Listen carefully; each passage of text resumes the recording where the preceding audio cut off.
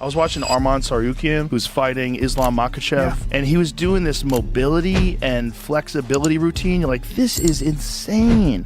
He's so jacked and so mobile, like more than I think anybody I've ever seen. Here's the thing about those guys. I think one of their advantages that nobody talks about is that when you get a guy like Khabib, you get these Dagestanis, you get these Russians, these Armenians and stuff. They've been training probably since they were 6. Yep. And so what happens is, if you ever watch like Alexander Karelin, the way they would warm up, those guys, the way they warm up was scientific, because they knew that the micro damage that happened, they would strengthen all the connective tissue first. And I think a lot of times, like guys like Merab, guys like Umar, since they've been training so long, their bodies are different. They feel different. They are different. They're more rugged, so they don't get injured. They don't deal with injuries. They might get injured. I think they get injured less. You're definitely right that their bodies are stronger Yeah. because they've been doing it since they were younger, and that they get developed in that way. Yeah.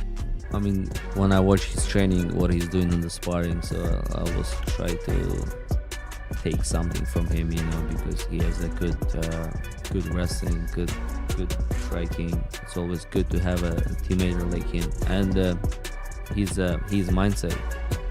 He has a different mindset. Like not everybody. He never watch his opponent fights. They don't care what he's gonna do. For example, me, I sit and watch like, okay, Hooker, he does the kick from the left to right, and he does this, that. Like, I'm gonna do this, he's gonna kick me this. Okay, let's train. He's do a lot of straight kicks. Arman Tsarukyan is taking every advantage he can get ahead of his massive clash with Mauricio Ruffy. Training alongside a fighter with Ruffy's size, striking, wrestling, and unique mindset gives Arman valuable preparation. But now, all that intense work will be tested when these two finally step inside the octagon.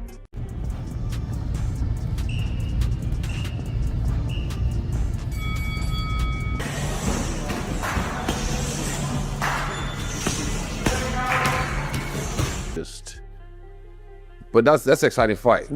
What's the other one? Ruffy versus Arman Tsarukyan. I'm pumped. It's about time they gave Arman. Yeah. You know, you say he was streaming so much. I don't blame him. Yeah. I mean, he got nothing else better to fucking do. Time. Yeah, make money. But yeah, I think this fight I'm excited for because artistically, I am a big fan of Ruffy. As a person, he's a great guy, like salt of the earth, if that's how you say it. But just the striking, the flow, I think right now the best pad works on the gram. I like watching when he's hitting pads. Yeah. I don't, yeah, but he's a real fighter. He's not like a poser. No, he's I know. A real fighter, You said best pads for the gram. No. Best pads on the gram. No, on the gram. The best pads. Yeah. So, yeah, like, the way he moves, the way, like, he's so relaxed. Yes. He's got that style, like, his arms are just, you know, like Ruffy. Sorry, Luffy from One Piece. But he's got the ball and chain style, I call it. Whereas his arms are like chains and then just cannonballs at the end of them. The way he whips it. And his evasiveness, the way he looks away from shots. Mixed martial arts. This is artistry, and I'm a big fan of his art. So I think Arman has got nice boxing, good kicks as well. Yep. But his kicks are flashy. Yep. Like, also like, you know, just sharp kicks.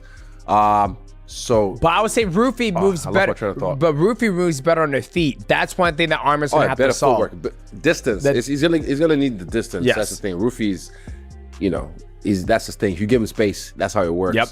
So Arman is probably gonna close the distance ASAP. Yeah. As soon as possible. And I'm sure you guys will.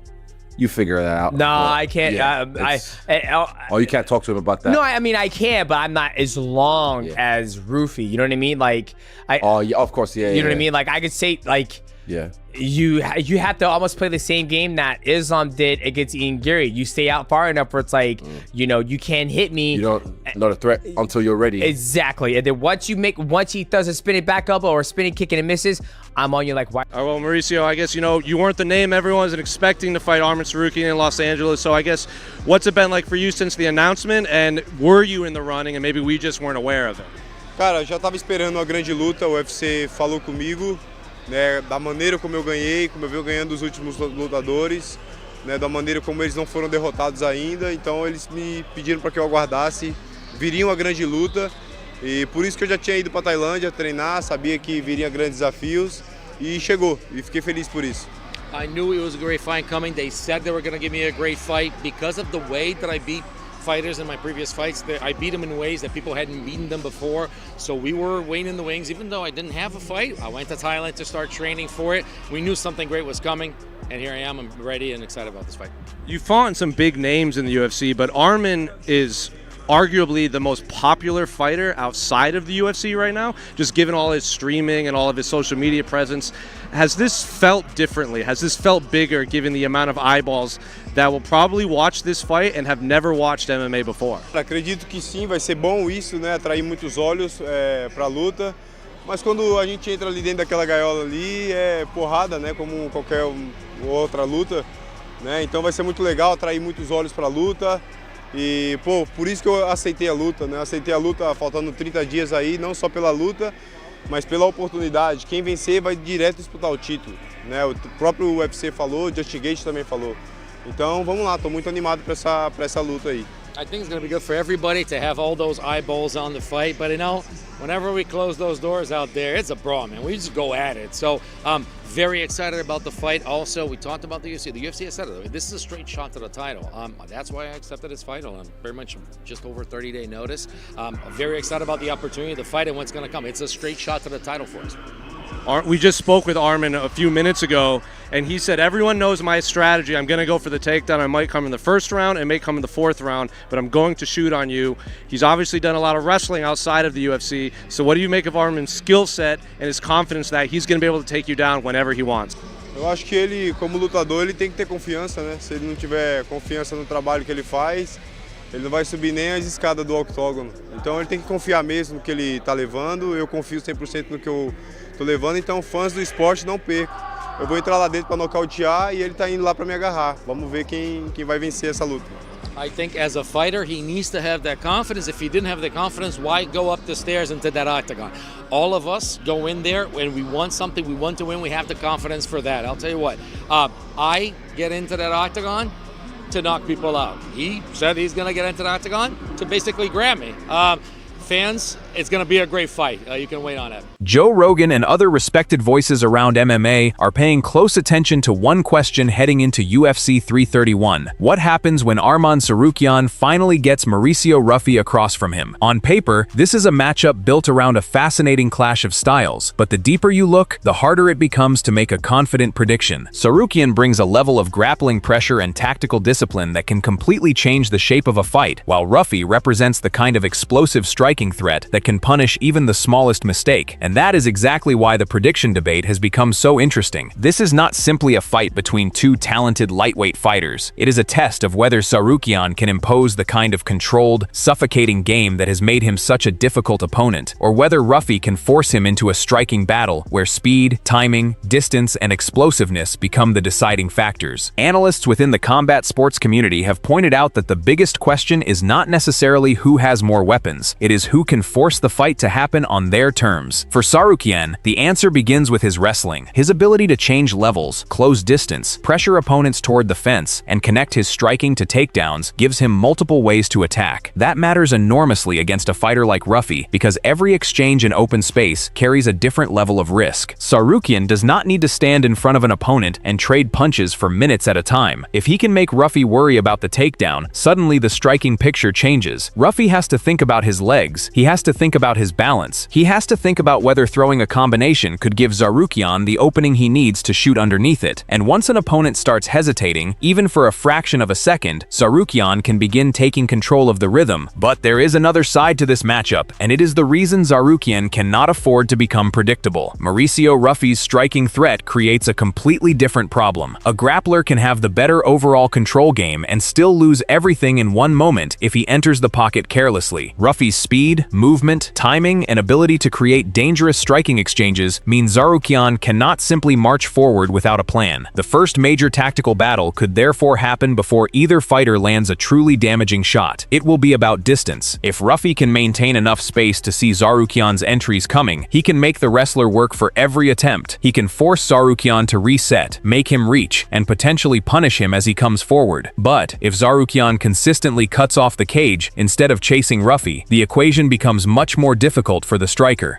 That distinction is critical. Chasing an opponent and cutting off an opponent are not the same thing. If Tsarukyan follows Ruffy around the cage, he could spend valuable energy while allowing Ruffy to dictate where the exchanges happen. If he can instead step across the cage intelligently, remove escape routes, and make Ruffy move toward the fence, suddenly the wrestling threat becomes much more dangerous. Several respected voices have noted that this is the type of matchup where small tactical decisions can create huge consequences. And then there is the cardio question. A fight like this could become extremely demanding if Tsarukyan repeatedly attempts takedowns, forces clinch exchanges, scrambles for position, and makes Ruffy defend against grappling pressure. Even successful takedown attempts require energy. The same is true for Ruffy if he is constantly forced to defend, stand back up, and recreate distance. So the question becomes, who looks stronger after the fight gets difficult? If this turns into a fast, technical striking battle, Ruffy's opportunities become much more attractive. He can focus on movement, combinations, counters, and making Tsarukyan pay whenever he enters without proper preparation. But if the fight becomes physically exhausting, particularly along the fence or on the mat, Tsarukyan's style could become increasingly valuable. That is why the first round could be so important. Ruffy needs to establish that Tsarukyan cannot simply walk him down and dictate the fight. Tsarukyan needs to establish that Ruffy cannot comfortably set his feet and launch his preferred attacks. Both fighters will be looking for information immediately. How does Ruffy react when Tsarukyan shoots? How does Tsarukyan react when Ruffy fires back during an entry? Can Ruffy get back to his feet quickly if he is taken down? Can Tsarukyan maintain control without spending too much energy? And perhaps most importantly, which fighter adjusts first? This is where experience and composure become extremely important. Tsarukyan has been through the kind of high-level competitive situations where a fighter cannot rely on one plan for 15 minutes. When an opponent shuts down one weapon, another has to appear. That adaptability is one of the most important qualities he brings into this matchup, but Ruffy presents a different kind of challenge because his threat can force Tsarukyan to respect the striking battle at all times. The general sentiment among professionals who have studied matchups like this closely is that neither fighter should be judged by one area alone. It is easy to say Tsarukyan has the wrestling advantage or that Ruffy has dangerous striking, but MMA rarely works that simply. The real question is how those strengths interact. For example, Tsarukyan's wrestling does not automatically guarantee control. He still has to enter safely. He has to finish his takedowns. He has to keep Ruffy down or use those takedowns to create damage and positional advantages. Likewise, Ruffy's striking does not automatically mean he will keep the fight standing. He has to defend the entries, maintain his balance, manage the fence, and avoid allowing Tsarukyan to connect one phase of the fight to another. That makes the matchup almost like a tactical chain reaction. One mistake could create another. A missed strike could become a takedown. A failed takedown could create a dangerous striking exchange. A successful takedown could force Ruffy to spend energy escaping, and an aggressive escape could potentially create an opening for Tsarukyan to attack again. This is why the prediction debate surrounding UFC 331 is so compelling. There is also a psychological element that should not be ignored. Both fighters know what the other man wants. Tsarukyan knows that Ruffy would love opportunities to work in open space. Ruffy knows that Tsarukyan wants to make the fight physically uncomfortable and prevent him from establishing a clean striking rhythm. The fighter who stays calm when the original game plan starts breaking down could have the biggest advantage. Imagine Tsarukyan struggles to secure the first few takedowns. Does he become more aggressive, or does he patiently change his entries? Imagine Ruffy gets back toward the fence repeatedly. Does he panic and throw his way out, or does he use movement and technique to escape? Those moments may tell us more about the eventual winner than the highlight reel exchanges. And this is where the predictions from major MMA personalities become interesting. Joe Rogan's name carries attention whenever he discusses major UFC matchups, but the broader professional conversation matters just as much. Coaches, fighters, analysts, and experienced observers often look beyond the obvious strengths and focus on the questions casual viewers may overlook. They are looking at pace. They are looking at positioning. They are looking at defensive reactions. They are looking at what happens when the preferred game plan fails. And that is exactly how this fight should be analyzed. Tsarukyan's clearest path to victory is to make this an MMA fight rather than allowing it to become a pure striking contest. He needs to use his pressure intelligently, disguise his entries, mix his attacks, and force Ruffy to constantly defend multiple possibilities. If he can repeatedly put Ruffy against the fence and turn the fight into a battle of control, fatigue, and position, his chances increase dramatically. Ruffy's path is different. He needs space. He needs clean reads. He needs to make Tsarukyan pay for predictable entries and avoid getting trapped against the cage. If he can keep the fight in the center, force Tsarukyan to cross dangerous distance, and land without giving his opponent easy grappling opportunities, he can completely change the expected script. And there is one final question that could decide everything. What happens if neither man gets what he wants? What if Tsarukyan cannot dominate the grappling exchanges? What if Ruffy cannot maintain distance? That is when adaptability becomes the ultimate weapon. The longer this fight goes, the more important decision-making becomes. A fighter may enter UFC 331 with one strategy, but by the middle rounds, the opponent may have already solved it. The best fighters recognize that problem and make adjustments before it is too late. So, when all the pieces are put together, this is an extremely difficult fight to predict with absolute confidence. Ruffy has the kind of striking threat that can make any prediction dangerous, especially if he gets comfortable and finds his range. But Tsarukyan has a style specifically designed to make opponents uncomfortable. His wrestling, pressure, positional awareness, and ability to connect different phases of MMA give him a powerful route to controlling the fight. My lean comes down to one thing: can Ruffy consistently keep Tsarukyan off him?